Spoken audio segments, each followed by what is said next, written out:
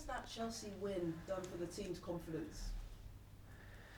I think we were confident going into that game. I think it was nice to see the level we could play at, but I think it's all about what you do with that here now going forward, and you need to be have a lot of humility still with being able to have the standards really high every day in training and when we play, and that's the standard and the demands going forward.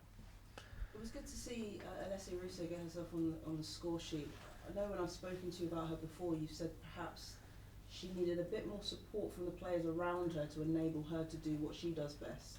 Do you feel that's happening now? I think relationship building in football takes time, of course, and it takes time to learn to play together. And I think there are qualities that Alessia already shown very well on the pitch, and there are qualities that she will be able to show here the more time we work together as well. But I think as for a performance on the Sunday, I thought it was a strong performance both off the ball and on the ball from her, and that was very pleasing to see. A few days ago in the Conti Cup midweek, we saw Viv Miedemar make her first start since coming back from an ACL injury. How did she get on? What did you make of her performance? First of all, it was really nice to see her being able to start a football match and being able to play 60 minutes. And as well there, I think you could see both off and on the ball her qualities. And she just reacted well to that as well, which is a really good step in her return to play process. And talking of return to play, any team news, particularly Kim Little, who seemed to come off with a knock against Chelsea? Yeah, so Kim is the question mark basically from the Chelsea game. So we will need to review and assess that, and then we have to see tomorrow. Any other injuries or illnesses to update? No. Thank you. Thank you. Brilliant. Ian, thoughts? Hi, how are you? I'm fine. How are you? Good. After the slow start you had to the season, do you feel now that you're probably the team that everyone has to beat if they're going to win this title? No, I don't think about it that way. But I'm happy that we have been developing during the season so far. I still think that we need to continue to develop. I still think we have more things that we can do better as a team, and we need to do that work day in, day out, and so we can be ready and perform in all games that we have in front of us, and that's where our focus needs to be at. Beth Mead has come back and seemingly looks like the player that she was before her injury. You're happy with Vivian Miedemar as well. It sometimes can be a worry, can't it, when a player has that long away from the pitch through injury, that they're going to come back and they're going to be the same player. Firstly, how worried were you for both those two, and secondly, how relieved are you that it seems, at least on Beth, that she's the player she was? Yeah, worried, I wouldn't say I was, but I have a lot of respect for a return to play after a long-term injury, and to find that level in your game again. And I think there's no human that can step into the same river twice, and that's the same thing for football players, that you will never be the same player again. You will be a different player, and hopefully for the better of it, that you learn from the experiences and you come back stronger. But I think these things will all be managed individually. And while you're saying here with Beth, it's been really nice to see the levels that she has been hitting here lately. But that's from the accumulation of a lot of hard work that she has been doing that has led her to this point. But just as the team needs to develop things, so does Beth need to continue to do, and that needs to be our mindset. And you're going to have a really nice problem soon, aren't you, in terms of when Beth's back full-time, Miedemar's back full-time, and Alessia Russo's scoring lots of goals. I mean, nobody likes to be left out of a football team. Yeah, I was thinking about soon. I already think I have those nice problems with both team selection and squad selection, and I think that's how it should be. We were talking about last season where we were too thin in the squad. Where in the spring I did not have those problems at all, and I think that was really hurtful for our campaign then. So we're at a much better and stronger place here now, needing to take those decisions. And while that is tough on the individual in the moment, of course, if you're not starting games or if you're not making the squad, it's definitely beneficial for the team and for the football club and for the collective ambition that we have. And last one from me. I always find it or think it must be quite difficult to play the same team twice, especially within a week, within a few days. You've just played Spurs in one competition. I mean, how difficult is it when you're playing against the same people over and over again? I don't know if that's difficult or not. I mean, both teams learn from when they play against each other the first time, and it's like a longer halftime break where you actually can train on things on the training ground as well. But both teams have also had a quite quick and short turnaround between the first games, so I think there's going to be details that's going to be changed. I don't really picture to seeing the big changes from one game to another when it's that quick. Good luck. Thank you. Thanks, Ian. Art. Hi, Jonas. After the Chelsea game, you mentioned in terms of training culture, the intensity had kind of been on the rise. I think the word you used was surprising other teams with your intensity. I think you've been doing that since the spring, if I'm being totally honest. But do you marry up, I guess, that change in training culture with, say, the internal and external reviews that were done like over the summer in terms of just loading players? Because I guess getting that balance between intensity in training and in games, but also not overdoing it is quite tricky. It is. It's a really thin balance, but I think the reality of it is that competition drives intensity.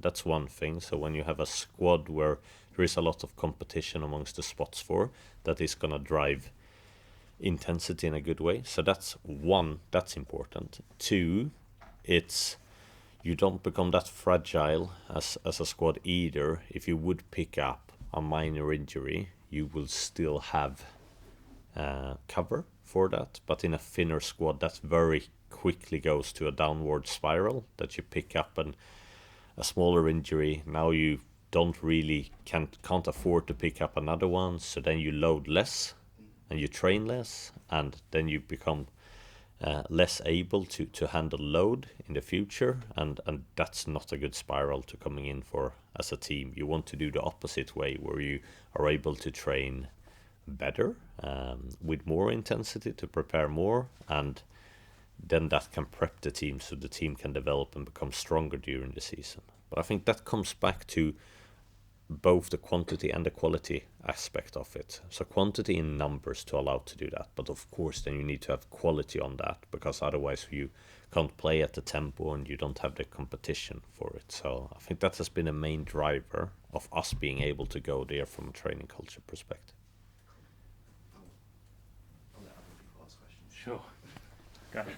Hi Jonas, how are you? I'm fine, how are you? Very good, thanks. North London Derby, big occasion. Are you treating it as such, or are you going in all things the same? No, we prep the same way for every game.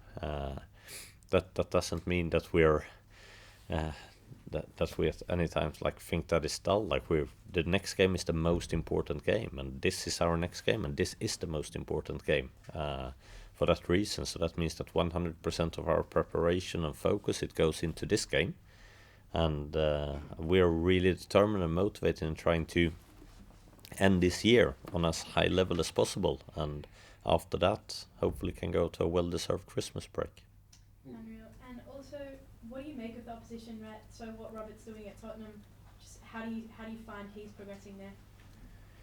Yeah, you can see that he has definitely come in and changed the way that they have been playing. You can see that they've been very, I think, good with that process. They have a very clear identity on how they want to play, and they have been sticking with that both in good times and in bad times. But he's definitely been very, very clear on the direction that he wants the team to go in. And I think that is always helpful when you try to develop something, that you're strong-willed and you're able to live your values in both good and bad times. And just one more from me. Cara Cooney-Cross, November Player of the Month. She's obviously had some standout performances lately. How have you seen her development so far at Arsenal? I think it's very well deserved for her. I think she's been excellent for us. And you can see she can contribute with both her passing, her dribbling, but I also think she's constantly developing her defensive play as well. So it's been really nice to see her integrating into the team and being able to develop with the team. Thanks, Jonas. Good luck. Thanks. Jeremy. Jonas, you said at the beginning of the season, you spoke at length about one of the reasons that you wanted to bring Alessia Russo into this team. You've just said today that you've seen some of the qualities that you expected to see from her, and some of them you're yet to see. Maybe you could go into detail a little bit about what you have seen from her, what you're expecting to see in the coming months as she beds more into life at Arsenal. Yeah. So your first question was what has been good, right? Well, yeah, it was earlier in the season you spoke about that. I think you spoke at length about why you brought her to the club. Yeah. What have you seen already from her, the attributes that you were expecting to, and what are you yet to see that you think you will later in the season? I think I've seen all the attributes that I wanted to bring her in for. I think where our next step to develop is to increase the number of times we get her on the ball in the golden zone, in the penalty area. I think there she has a quite low number for my liking, and too little involvement. And that is a very clear relationship between, if we can find her more often in those positions, that's going to result in more goals or assists in those moments. And she has really good qualities once she is there as well. But that's the next step for us to get her more involved in front of the goal. Thank you. Anything else from the floor? We'll come to the call. Melanie. Sorry. Just a quick thing. Yesterday, Robert mentioned that he wants to make Spurs Women's the best North London team during his presser and really live that North London derby rivalry. What sort of do you have to say back to him on that side of things? It would be weird for him to have any other ambition than that. I think. Do you think that he can compete against your women's Arsenal at the moment? Like I said, this WSL here is the most competitive that it's ever been, and any team can beat anyone on any given day if you're not playing up to your standards. And we know we need to be very good tomorrow if we're gonna get the result that we want, and that's where we need to focus on. Thanks, Mel. We'll come to the call now. A little bit of time left. Tim, if you want to go. Yeah, sure. Hi, just one question from me about the January transfer window. I appreciate there's been a lot of activity, a lot of players coming in the last two windows, but I wondered, first of all, whether Arsenal are in the market. I appreciate also there's the squad is full in player registration terms, so I wondered whether, whether Gio going out on loan, anything's developed there, or maybe even someone like Catherine Poole, who struggled for minutes, whether a loan would be considered for her. Yeah, I'm not going to comment on any individuals, but the squad is not permanent, and I can see us both having players in and out in January. Okay, thank you. Speak tomorrow. Thank you. Thanks, Tim. Asif from Forbes. Oh yeah, this is the first time since you've been in charge that Spurs have chosen to play Arsenal at the Tottenham Stadium. a cup game is one thing, but does that indicate to you that Spurs will be braver in their ambitions tomorrow than previous years? No, I don't think about it like that. I think it's great that it's a game that can be played in front of more spectators, and hopefully there comes a lot of people to watch the game tomorrow. I've been there once before in a training match when I've only been here for a couple of weeks, and I know the pitch then was very nice to come and play on. So I think the conditions around should probably be on a really high level. So we look forward to the game. I just wanted to clear up something from last week. There was an incident in the game where Katie McCabe appeared to strike Frank Kirby. It was missed by the referee, that picked up on social media. There was a similar incident involving Katie during the World Cup, which was taken out of context. So does it concern you that Katie might be gaining a reputation that might make her a target for opposing players or referees?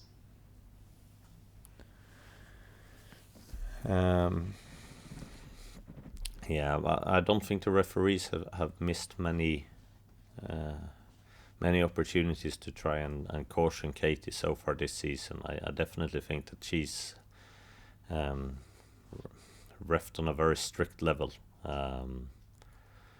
If I compare that to other situations, and I think you saw that in the game against Chelsea. There was a lot of situations that that were defined by small margins, and if I look at that and I'm trying to see it in a little bit bigger picture, I feel like, how good was that game without VAR? From my personal point of view, how I would have experienced a football match. Like, there's so many potential stoppages, and I think it goes on both ways for it. And I hope I don't see that too much with my Arsenal glasses on, but I really think there are decisions that could have gone our way that didn't do it, and there are things that could have gone Chelsea's way but they don't do it. But all in all, I think it quite evens out during the game. But the game flows really, really well because of that we don't need the reviews there. So I just thought that was a nice way to experience a high-level football match.